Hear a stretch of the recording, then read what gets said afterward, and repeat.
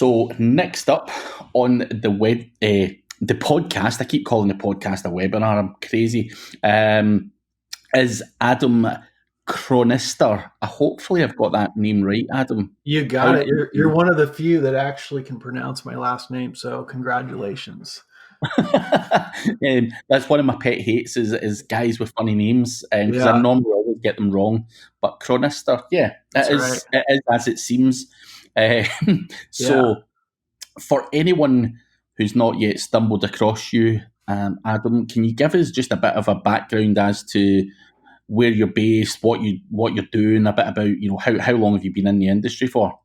Yeah, absolutely. So I have been in the industry since around 2009, based in Spokane, Washington, in the States. I've been, like I said, in the business since 2009. My background is actually software development.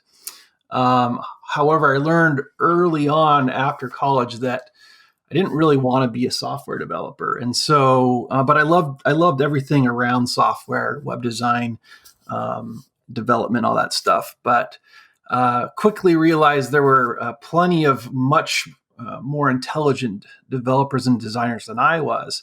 So it kind of left me, thinking, what's next? And around that same time, I really got interested in digital marketing. I was working for a software agency at the time. I was a project manager.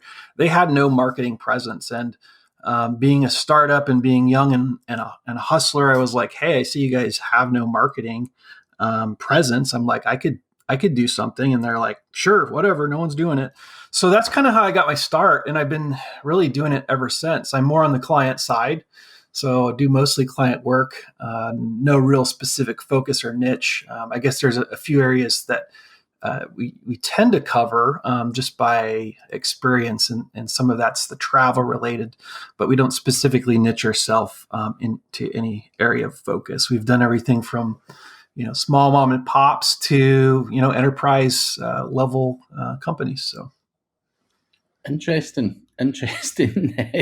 Everyone, it's amazing the people you run into, and you get a bit about their background and how they get into it. And right, there's never two stories the same. It's always some weird ass way that people get into the industry and end up making a career out of it. It's still baffles me how I get into it. But yeah, it's one of those industries where it's I think you need a lot of cojones to get into SEO because, you can't really go to college for it. I mean, I guess there's, quote unquote courses now for SEO, but I kind of laugh when I see those. And so it's a different beast. And so for me, even though I don't consider myself like a cutting edge software development or software developer, I still have the hacker mindset. And I think it really takes a lot of that mindset, whether you're in development or not, to be in this industry and to survive. So, yeah. And talking about all that stuff, we obviously bumped into each other in Anaheim. Right. So I've obviously seen you about online and stuff prior to that, but in various groups and whatever else online. But how did you find the event in Anaheim? How did that go for you, just on a personal level? I loved it. Yeah, it was a great opportunity. I missed last year's event, and so I was really bummed out about that, planning to go. I think I got first introduced to the SEO Rockstars and NFG groups through the SEO Signals Lab on Facebook. But this year I was like, I'm not missing it. And it's not one of those things that's widely advertised. I mean, but I was beating down the door to get there. And ironically, my wife was bugging me about bringing the kids to Disneyland. I'm not a huge Disney fan myself, so it's kind of dragging my feet. But then I got the announcement it was going to be in Anaheim, and I said, guess what? We're taking the kids to Disneyland. So they got to do their thing. I got to do my thing. It was a business write-off. Everybody's happy. So, of course, got to meet from and learn from a number of awesome presenters, yourself included. So, yeah, it was it was certainly a first for me over in Anaheim. I'd heard a lot of people talking about the event previously, and they said it would be more suited to me and the kind of things I talk about. And I kind of shrugged it off. I'm like, yeah, everyone says that, but having experienced it now and met the bunch of guys, the bunch of guys there, and not just the speakers, the people in the crowd were as knowledgeable as some of the speakers. So, I would certainly not just saying that, but I think it was truly one of the better events that I've been to. And yeah, I agree 100%. As I say, you get to meet everyone. It's a smaller event, not well publicized, but you get to spend a bit of time with everyone. And yeah, great. Just picking up small bits here and there from various different people, and then you go away with a whole bunch of ideas, and that's what it's all about. And I can't speak highly enough of the Anaheim. It seems like a long time ago. I know it was only like 3 weeks ago, but it seems like a bloody lifetime ago. But I just started following up with people. One of those things where you're at conferences and you're like, okay, I'm going to follow up. I'm going to go through my notes, and I just started doing that this week, kind of pinging people and saying, hey, love the talk, that kind of stuff. And so, but yeah, it seems like it's been a month or so now, but it's only been a number of weeks. But I agree with you that, most of the events I've attended in the past have been like your social or SMX events. And now I feel like I've been missing out on the real kind of information and really the networking that's out there. And so I agree. This is probably one of the better events I've been to, and definitely the networking. Like you mentioned, I learned as much from people that weren't speakers as those that were. And it seems like everybody that was attracted to that, and it's not a huge conference, but everybody that was involved, you kind of have to be in almost a sub network in and of itself, just to kind of, I guess, be familiar with that event. So if there's events in the future from any of those two sides of the camp, I'm definitely in for sure. So. Yeah, no, I'm. Hopefully, they'll invite me back next year, and I can speak again. Because I wasn't sure what to expect this time and didn't really understand the audience. But I think, although I got a lot of good feedback from my talk, I think I could do a lot better next time. I think it was well received. I think people enjoyed it.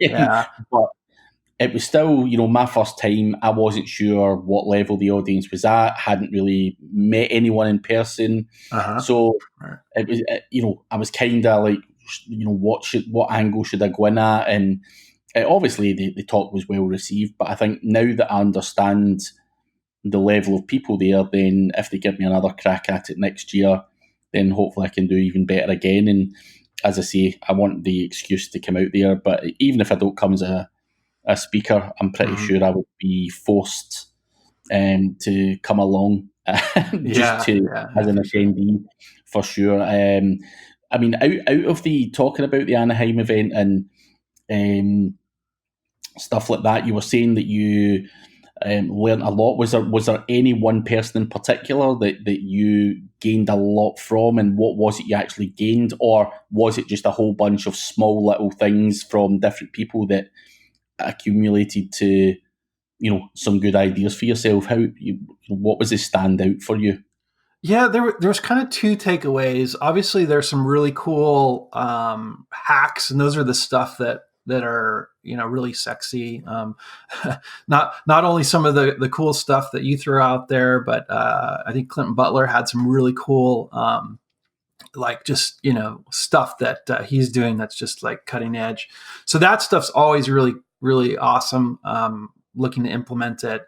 I took away some really interesting stuff on the local side. I would say that's one area where I feel like I've not been as strong in the local marketing. We do have some local clients. It's about 50-50.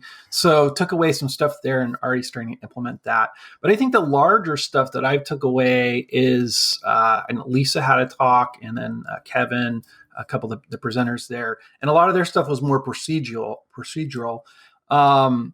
And nothing they said in my mind was like groundbreaking, but it was it was very practical, and it really kind of got me thinking about reworking our processes and realizing that by doing that, you're usually leveraging that organization and reducing the amount of work and repetition that you need in the business. And that's particularly the case. And the biggest challenge, I think, for people on the client side is creating systems so that you can leverage more of your time, pass more fees on to your client, have a better product. So those are I think that's the biggest practical takeaway. But of course, there's a lot of more gray hat, black hat stuff that I'm definitely going to be toying with when I have the time and opportunity.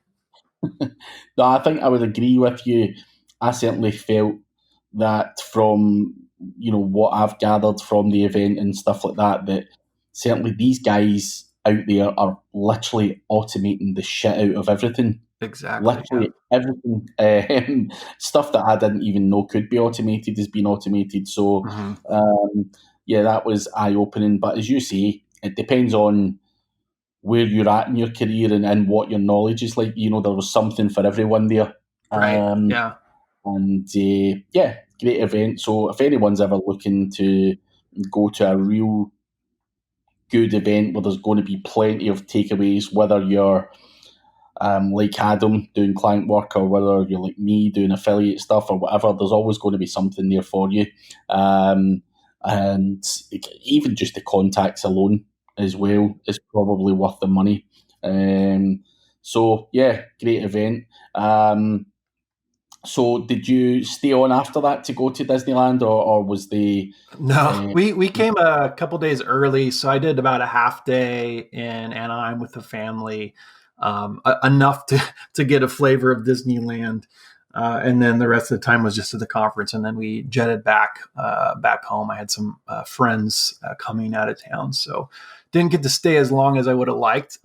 Now I'm kind of kicking myself. I guess there's a third day that I kind of misunderstood the direction of that. But now getting more information, I'm like, man, I should have stayed for that. But next year, for sure. So. Next year. Yeah, I think the third day, I wasn't entirely sure what was going on. Obviously, I wasn't at the event previously, but it was a lot of guys just sitting around the table shooting the shit, no cameras. Right. Yeah. Just advice, constant advice. So, it was good. I think you probably did miss a trick if you didn't go for that third day, but okay. You live and learn. And, right. Obviously, time doesn't always allow you to stretch it out and enjoy it. For the full duration, people have got other commitments and stuff. But I think probably 30 or 40 guys hung back for the third day. And the rest of the people kind of went away Friday morning and whenever, most likely similar to yourself. As I say, great event. I ended up going to Vegas after that event. I went along to PubCon and I didn't particularly set out to go to PubCon as such. But I thought while I'm there, I want to see Vegas and enjoy a bit of sunshine. So I popped along to PubCon after it. But two different types of events, in my opinion. And it was good. PubCon's always good for networking and stuff, but I don't think the knowledge and stuff is the same. Two different types of events, as I say. But Vegas was also good. And enjoyed my time in America, my first time in America, so it was a lot of fun and getting to meet guys like you in person. I think it's always good to meet people in person. It's weird talking to people online and then you bump into them in person. And I've done that with a lot of people at NFG as well. Jordan Pierce and Mike Pierce and Clint and Stephen Kang and all of them guys. I've seen a lot of the guys about online for many years, and then and you get this weird perception of people, and then you meet them and you're like, Jesus, they're not like that at all. As well, it's strange. It's a strange one. Yeah, that was my original motivation for getting out there was really just to put not even a face to a name, because I've interviewed, not interviewed, but done roundup posts for a number of folks. And so I've got to know them through their work, through their expertise, of course, some networking through various groups online, but really putting kind of getting that face to face, I think helps, and it definitely adds new dynamic. And let's be honest, like sometimes this business can be challenging, whether you're doing client or affiliate stuff. I wouldn't be in any other business. I love it, but it's good to, to connect with others in the business. Not only do you learn like from each other, but just having, I guess, that support group. Like, I don't know what it's like where you're at, but there's very few knowledgeable SEOs in our town. And I have one friend who's, we always joke, because it's like if all of the top SEOs in Spokane were in a bus and it got hit by a car, that would basically knock out the whole local industry. And that's not far from the truth. So it's good to reach out to others that are in the industry and get kind of just that networking. I think personally, I'm from Glasgow in Scotland, and I think it's pretty much the same. There's a handful of good SEOs here, and the rest are, just playing along. There's a few agencies and whatnot, but hand on heart, in the whole of Scotland, there's probably 5 or 6 guys that I've actually met. There may be more guys that I've never met and I'm not aware of their work, but there's certainly not a huge amount of them. They certainly don't network and talk to each other and all that kind of stuff. They kind of hide what they're doing and whatever, which is fine. I get it, but yeah, it's one of those. It's good to meet other people and just bounce ideas off of people, or just be able to pick up the phone or text message someone, just say, listen, what do you think of this? Or I've heard about that. And yeah, as you say, a bit of support and encouragement sometimes, because it can be a boring ass job. There's times. So that's why I thoroughly enjoy the traveling and networking and partying and stuff like that. Although I didn't do too much partying in Anaheim. Well, yeah, you were on another time zone with a toddler, and gosh, you're brave, man. I've traveled internationally with kids once, and I don't know if I want to do it again. At least with a young one, so that can be a challenging endeavor for sure.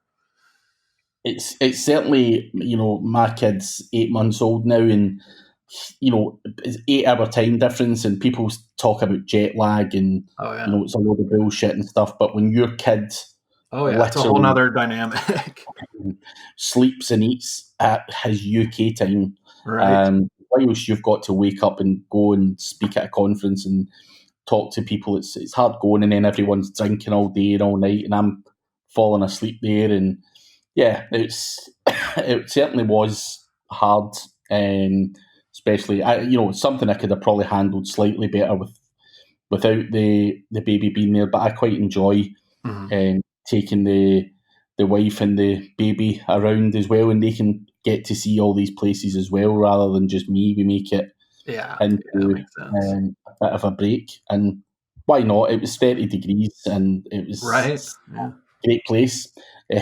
So yeah, it was good, but a little tiresome. I'm still knackered just now. I've actually suffered the reverse. I only came home to the UK on Sunday. Oh wow! And I'm suffering the reverse side, where I keep waking up at like 1 a.m. And that's probably 9 a.m. where you are, ready to do work. And I'm working from like 1 a.m. to like 6, 7 a.m. Then falling asleep, and I'm struggling to get out of that pattern this week. But I'll slowly get myself out of it. But that's the only downside to travelling about, and not especially going to the other side of the world. It's the time zone does, and especially when you're getting old like me. I get it for sure.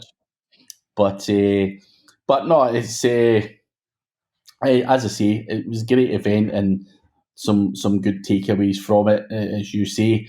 But other than that, was there anything else that stood out for you at the event? If people are saying get out with the talks and all that kind of stuff, is there any other reason why you would pay? Because obviously you pay a premium to go to these events, and you hear a lot of people saying, there's no way I'm paying, X, Y, and Z. I don't know what the price was, but I'm not paying X amount of money for that. What would you say to people who have that mindset? Because obviously you've invested in a ticket there and a hotel accommodation and travelling, so Right. there's a serious expense for you there.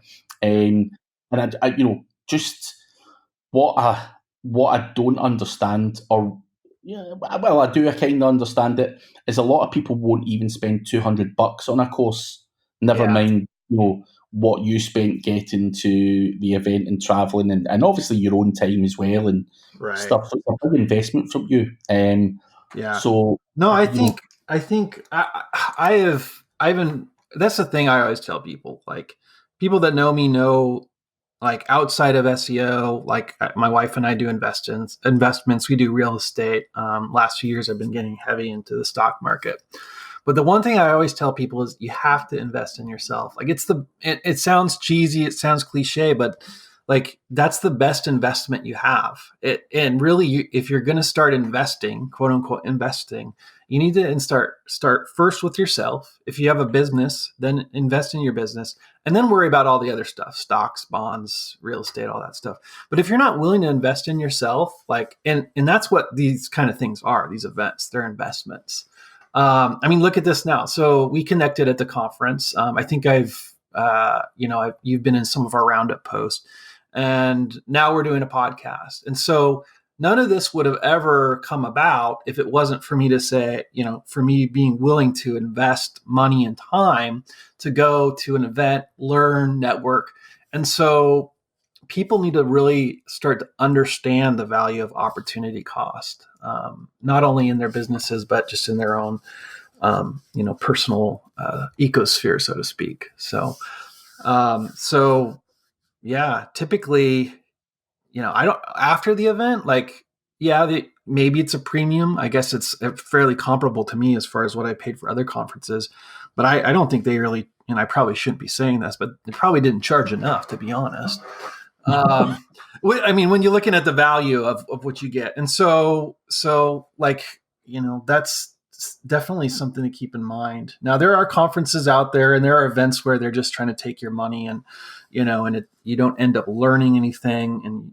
And so it's not that people shouldn't be discerning of what to invest in, but, and I've actually wasted, there was one year I spent, probably upwards of $10,000, and I'm not even joking, in workshops, seminars, mentorship programs. And a lot of it probably, some of it was probably wasted, but the mindset behind that is what keeps you going. And so really it's a mindset thing. And at the end of the day, that's the key, is having a mindset. And in this industry, if you don't have an appetite for learning, like, just get out now. I mean, honestly, like, because it's an always changing environment. When I was studying software development, it's like, by the time you get out of school, everything you learned is obsolete. Well, SEO is 2 times as fast as that, and there is no curriculum. So, I would just say, if you don't have the mindset to learn and invest in yourself, you're probably in the wrong industry, and probably should find something else to do. But for a beginner, guys that are entering the industry, and obviously you've come from a software background, and obviously software is not SEO, but right, it's kind of similar, where it's a up and coming thing, and when someone designs software, the buyer doesn't really know what they're buying, and it's the same with SEO and whatnot. But how would someone who is following your advice in terms of investing in yourself, how do you identify the good from the crap? How do you make these choices as to what's a good conference and what's not? Because, as you say, you paid, in the grand scheme of, if we want to compare the prices of NFG Rockstars to, say, some of the other conferences, the price is 5 times higher. Right. Yeah. for NFG, and that can be off-putting to some people. And what you don't want to do is pay a premium and you get a bag of shit. And I'm sure you've been in that position as well, where you've paid a premium and went, what the fucking hell is this? And I've been there as well, but I'm just curious to know, how do you identify? Do you just accept that you're going to get your fingers burnt and robbed at some point, or are you looking at something else? How do you identify the good ones? Yeah, it's a good question, and I don't have a perfect answer. Again, I guess I can only take it back to traditional investing. If you think of investing in yourself, like it's a lot like investing in maybe the stock market. Like you're gonna find some investments that are gonna pay off, and they're gonna find others that are not. But if you're continuing down that path, eventually the good's gonna outweigh the bad. And so that would be one thing, is again, like you're not always gonna strike gold with everything you do. But on the flip side, there are ways to tell like where you want to get embedded with a community, a conference, etc. And that's by really kind of understanding who it is that's there. Maybe it's the speakers or who the audience is, what the takeaways are, and so those are the kind of things that I look at. With this conference, I'm familiar with a lot of the people that were there through my own online association. So I already had some background on the conference, whereas conferences I've done in the past have been really just a lot of shills from larger companies and stuff like that. And of course, even in those, I've had opportunities. Like I went to a number of years ago. I went to SMX West and didn't learn a ton from the conference itself, but it was through that I got to hang out and party at the Google headquarters. And so had I not been there and, at that time, I wouldn't have had that opportunity. So it really is all kind of how you take things away from it. But honestly, the biggest value from any conference, whether it's one like we went to or larger, it's not usually the talks, it's the networking. And if you go in with that in mind, I don't think you can really lose. Just figure out ahead of time, do a little bit of research, figure out who's going to be there. Maybe connect with them ahead of time and say, hey, I see you're going to be at X conference, on this date. Love to buy you a beer or coffee. That's where you're going to get most of your gold. And that's, just about any kind of industry conference you go to, that's what people say is the true value is at the after parties and the networking events. So at the bar, I think. Exactly. Yep. I now start to hear, and this is no joke, like I've got mates who, one of my mates came to an event. I'm not going to say who the mate is or what the event was because I don't want to name names, but my mate came to one of the events and on his iPad, he had the names of people that he wanted to talk to about specific things. Mm-hmm. So he went to this event and started to go look for people at bars to get them drunk, to get the knowledge out of them. So people actually have strategies going to conferences, strategies around who they're going to get drunk and get the information from, which is quite funny actually. But you've got to do what you've got to do. And if you have to justify that's the thing too. Like I like just going to conferences and kind of letting things fly, just kind of go with the flow. But if you really are at a point where it's a lot of money to get to a conference that you got your eye on and you need to justify that cost, then go ahead and justify it. Say, I'm going to this conference and the goal is to, generate 5 leads or generate a connection with these people because I know it will give me ROI. So if that's what you have to do to, kind of trick your brain into investing in yourself, then I say like more power to you. But you also learn a lot of interesting things. Like, so here's a perfect example. One of the few people I know here locally in town, and this is the kind of stuff that happens. So he's one of few like SEOs in Spokane that I recognize as being, top of the game. So we actually met in Silicon Valley at the SMX West conference. And ironically, I overheard him talking about a town close to the area, and I'm like, "Wait, you live there too?" So we literally live probably 20 minutes from each other. Never had met, never knew of each other's work, etc., and met at this conference in California. And we've done multiple projects together. We collaborate. We still get together and kind of talk shop. And that would have never happened, had I not just been there, right time, right place. So those kind of things happen all the time. Ironically, at another conference that we went to, this is kind of a funny story. So he was at the bar and met with basically the head of SEO for a major auto dealer, and this is, a company you would recognize. I'm not going to say their name, but she after a couple of beers confided in him that she didn't know how to rank a website, and we were both blown away by this. We're like, you got to be kidding me! This gal's getting, who knows what she's getting for a salary, but she admitted to him, she didn't even know how to rank a website. So there's those kind of happenstance things that happen that you just can't reproduce outside of those kind of environments. I think you're spot on.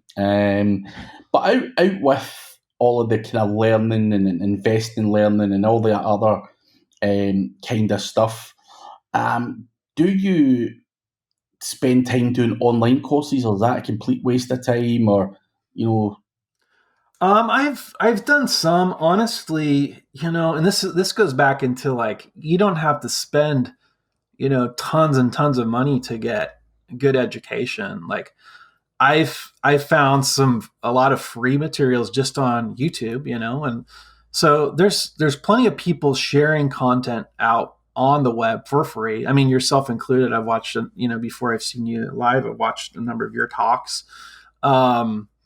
I've done some decent like Udemy courses in the past when I wanted to brush up on pay-per-click marketing. So you don't have to spend an arm and a leg for this kind of stuff. I've always seen ROI. So there's few things that I throw discretion out the window when it comes to money, and it's basically books, travel, and these kind of events. And in those kind of scenarios, I not to say money isn't a barrier, but I typically will look the other way for those things because I know they're going to pay dividends. But you can get started learning a ton just by figuring out who knows what they're talking about and who doesn't, and following their stuff and kind of parsing it out from there. And so that'll get you, pretty far just in and of itself. Yeah, I think for me, the key is not to follow too many people as well, because I would say in the first probably 5 to 7 years of my SEO career was probably following the wrong people, and too many of them. So one guy would say something and I would fully, stop what I was doing and follow what that guy was saying and implement everything he was saying. And then another guy would say something which would, I was just doing double, treble work, and it's just counterproductive. So I think following a select few would be my advice to anyone who's looking to not go to conferences, but maybe, look at people who write books or do online courses or these things like that. As I say, there's some great stuff out there, as you say, for free as well, and there's some good paid stuff as well. But there's the thing that's rife in our industry, in particular, is 95% of what's out there is complete and utter bollocks. Right. Including books and everything. People are writing books for fun now because they want to be able to say in their LinkedIn profile that they're an author. And that's what I'm seeing. Just people want to say I'm an author, as if that's a cool thing. It's great for someone who's written a book and that's doing it for the right reasons and offering value back and stuff. But I think there's a lot of guys out there who want to say that they're an author because it looks good or it may seem impressive to them, or whatever it may be. So I would always encourage people to beware of that stuff and always check people's track records out and stuff.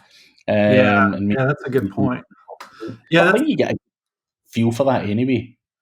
I think there's a lot, and it's not just in our industry. It seems like online now, there you have people that they're making all of their money teaching you how to make money, which in some extents, in some realms, that's fine. Like if you want to do that, but like you get a lot of these quote unquote gurus that only sell courses, and that's all they've ever done, and that's that. And so that bothers me. And don't get me wrong, there's a lot of people that sell courses that like they're legit. And so parsing those two scenarios, I think is the biggest challenge, because anybody with a nice retargeting campaign can make themselves look like they're the latest guru for whatever. And so I would just be leery and make sure that, hey, if somebody's selling a course on something, make sure that they're not just experts on selling courses, that they've actually done what they're teaching, from bolts to nuts.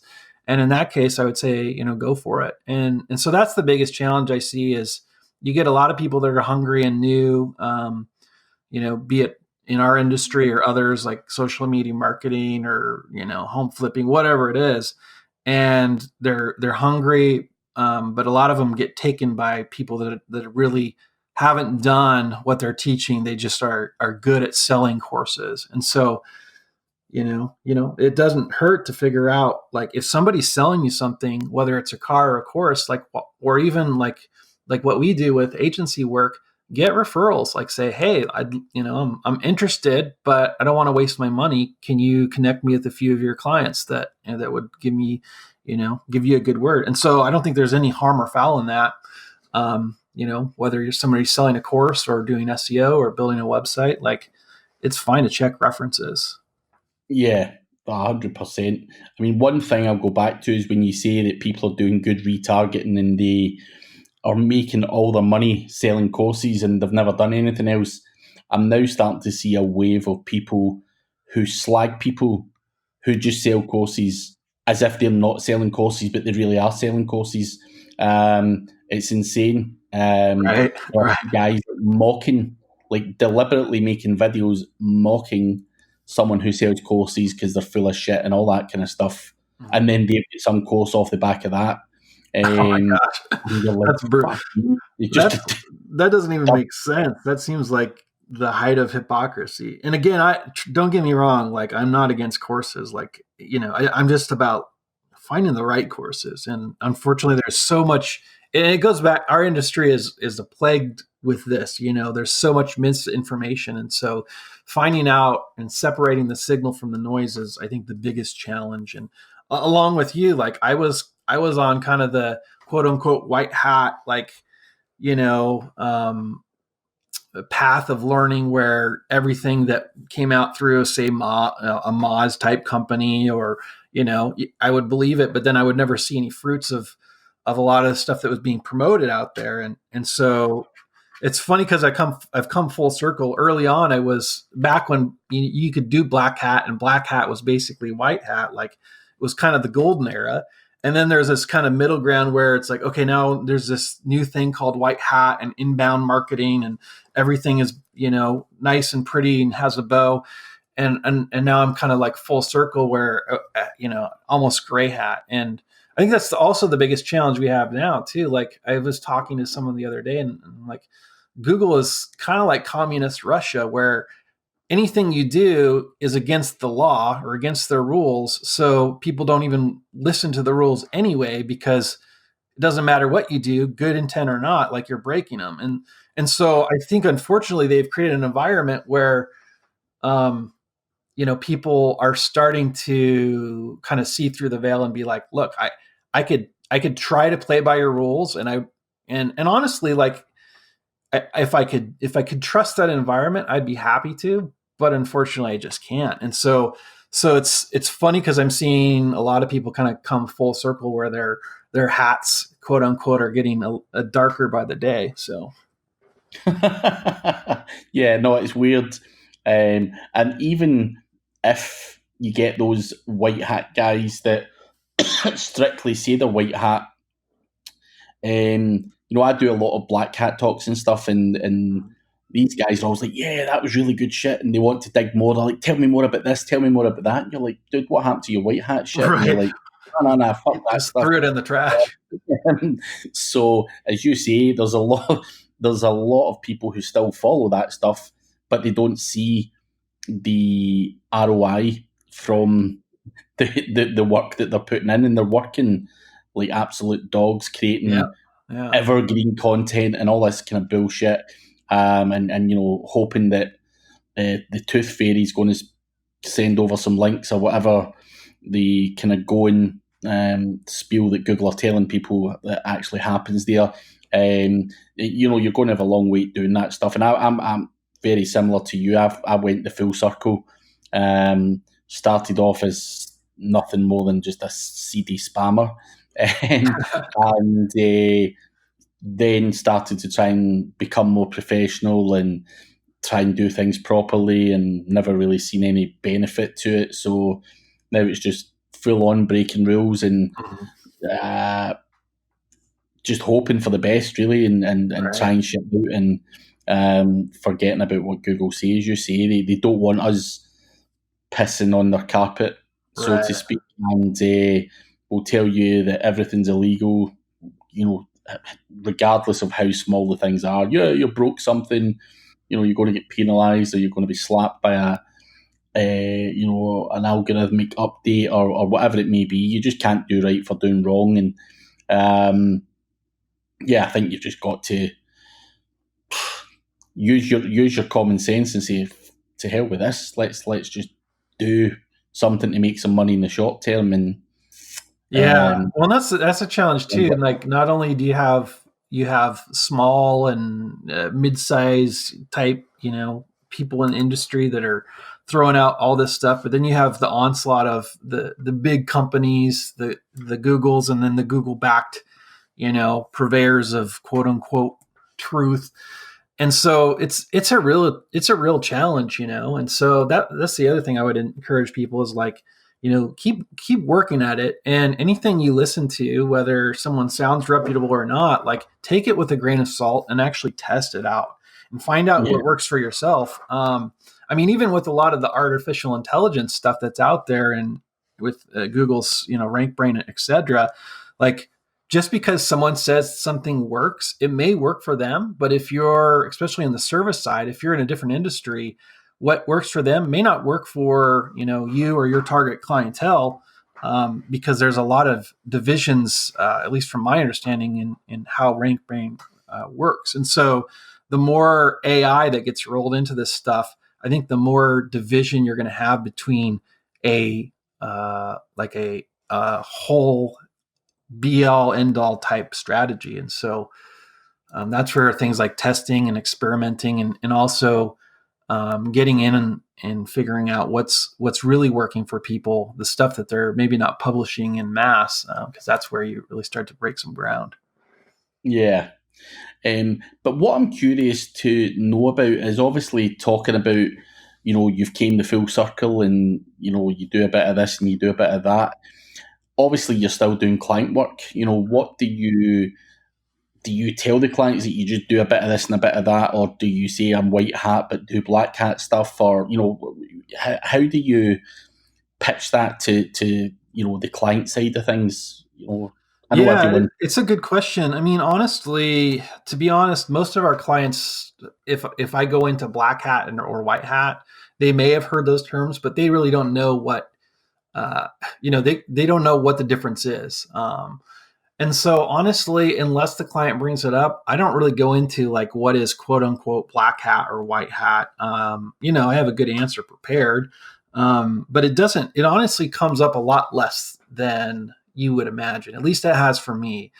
Most of our clients, they don't care whether it's SEO or social media marketing, what have you. Like, they just know that they have a business and they want to grow their business. They want to bring in ROI. And so as long as they can do that and do that consistently, they're happy. And for a lot of our clientele, they're mid to small size startups. And so, I've just never really run into an issue. And, I do a lot of stuff that is, I guess, quote unquote, white hat, but I'm not opposed to doing things which are questionable as long as I feel that the level of risk and the mitigation paths are apparent. So, there's ways to mitigate even stuff that Google may not necessarily approve of, and fix those things.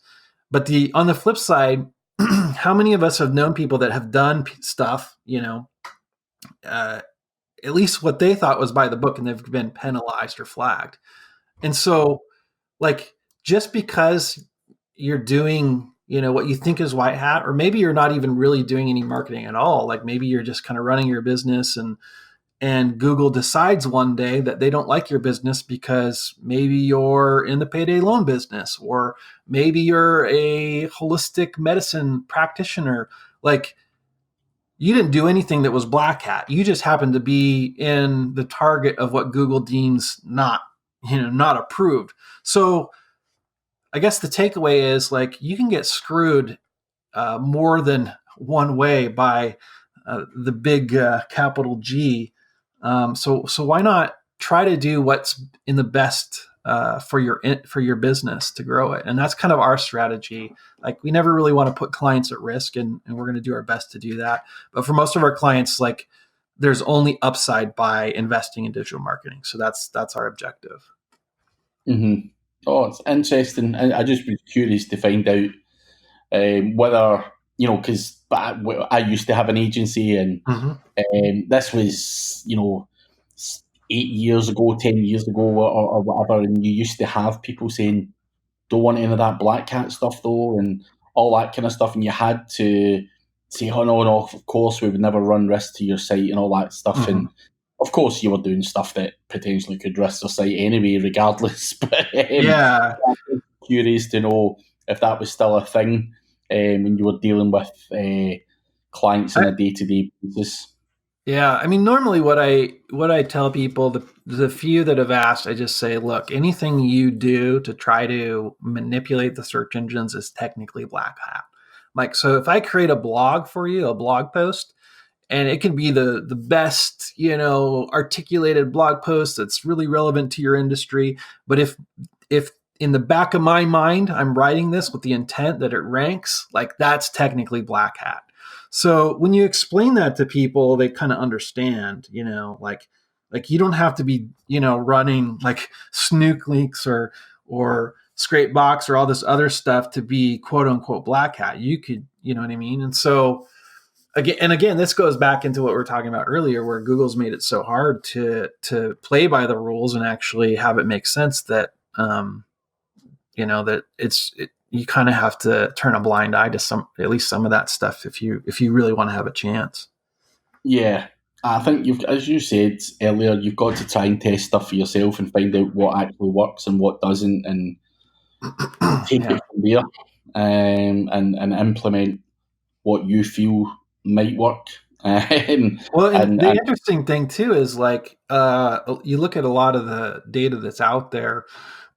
And it seems like, this is kind of my theory, is that especially with the introduction of RankBrain and other things, it seems like there's a lot of stuff that's come full circle. And it seems to me like, I wouldn't be surprised if you were to uncover, the man behind the curtain, so to speak, that a lot of these algorithm updates are almost circular. So things that worked years ago all of a sudden are starting to work again, even though those tactics are quote unquote black hat, so the threshold of your keyword density and stuff like that. There's a lot of people talking about that a lot more now, it seems, than they did 4 or 5 years ago. And so it's just ironic to hear some of these things that people are finding in their test. And so to me, it seems like Google's just trying to constantly move the target, maybe just to disrupt and have people in our industry give up. But if you're good at doing kind of that backwards and engineering the analysis, and there's a lot of good resources for that these days, like, you're always going to have an opportunity to rise above the fold, because we're, at the end of the day, just dealing with algorithms. So. Yeah, I mean, I think if I, thinking about it, if I was Google and I was the decision maker in terms of how we're going to stop all these SEOs gaming the system as such, it's just to throw confusion into the mix. And something that worked really well 2-3 years ago that they have now made not work. Why not bring it back in? Because people are not looking in that area anymore. Right, And they're exactly. going, no, I was penalised for that, 2-3 years ago. So I'm clearly never going to try that one again. And they just forget about it and look for, because I think, in my opinion, people are often in SEO looking for something that's not there. They're looking for the next big trick. Mm-hmm. Sometimes I think you just have to do the core things that have always worked, Right. and not focus too much on stuff that's only going to give you a little bit of value. And yeah, I think it's all just a game of methodology with Google. So I would tend to agree with what you're saying there. They just fuck about and try and confuse us all. And put myself in their shoes. Would I do the same thing? That's exactly what I would do. I'd lie through my teeth. Right. Anytime anyone was questioning me, and I would just throw confusion to all the guys out there, and just make things work, then stop them from working. And yeah. Well, and at the end of the day, it's like, I understand you can introduce advancements. You can bring artificial intelligence into your, sorting algorithms, and you can roll out things like schema markup and different syntaxes. But at the end of the day, a lot of the stuff that you could utilize if you were Google or another search engine, a lot of it comes down to the same core things. You have links, you have user signals, traffic signal, all these things. And so they can only kind of rehash the recipe so many times. And so that's why it's good to kind of revisit like some of these things, like, okay, and that's what it seems like people are finding, like, wow, like I noticed like having, a higher keyword density is more relevant, or it seems to be more relevant than it was 3 or 4 months ago, and so I think a lot of this stuff comes full circle.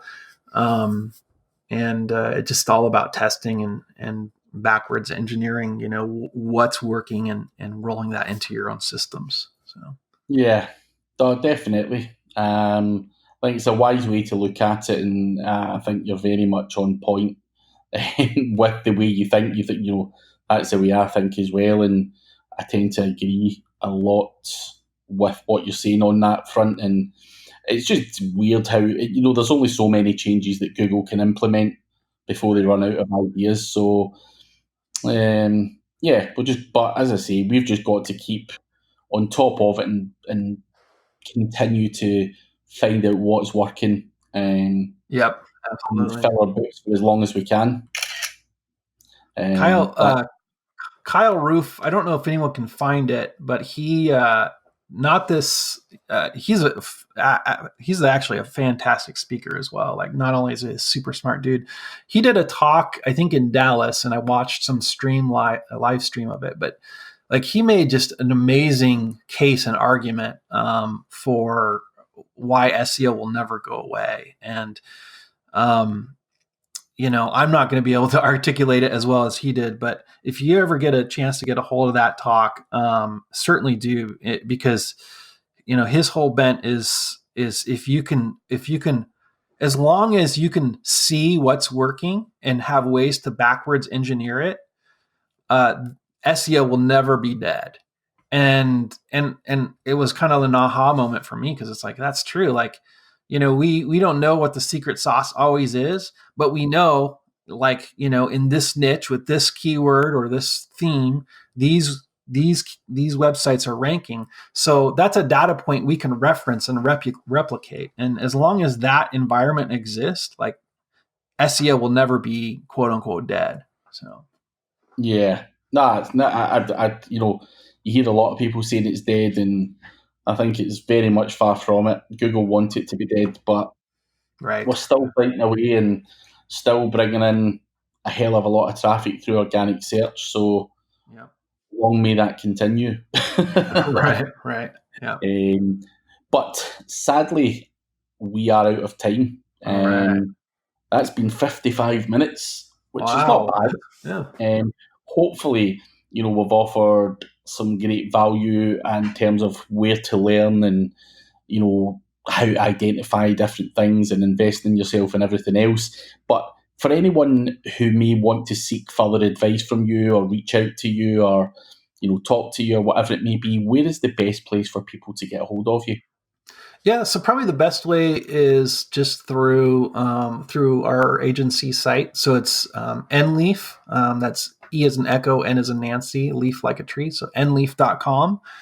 They can reach out there via the contact form. We have a number of tools there as well. So just throw that out there. A couple of tools that we've put out to the community, some website graders, headline analyzers, and some other tools that are rolling out. So it's a great way to get in touch with us, see some of our work, take advantage of some of the tools that we put out in the community.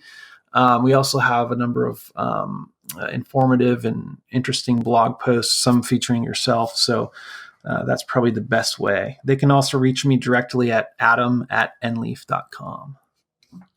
Perfect. You should probably tell people more that you've got these tools, by the way, because I had no idea that you were rolling out tools. None of them are groundbreaking, but not to belabor the point, but basically I find tools that that are out there that maybe are missing one or two features, and I've rebuilt them and redesigned them. But yeah, there's a number of tools. I have one more tool that's rolling out here soon, which is interesting. It's a keyword research tool. But yeah, it's just something we've been doing, small little tools to help the community, help make your job a little bit easier. All of them are free of charge. And so, yeah, take advantage of those. Interesting. I'll definitely have a look out and do more research and see what you've got to offer. Although you're playing them down, I'm sure there's some decent value there, or you wouldn't be spending the time rolling them out. So I'll have to take a look for sure. Certainly. But no, as I say, thank you very much for joining me. And thank you. Yeah. Hopefully we'll maybe get you on in the future as well and talk about different subjects, maybe more about tools or whatever. So yeah, we'll definitely do that. But for now, thank you very much for joining me. Oh, my pleasure. Pleasure's mine.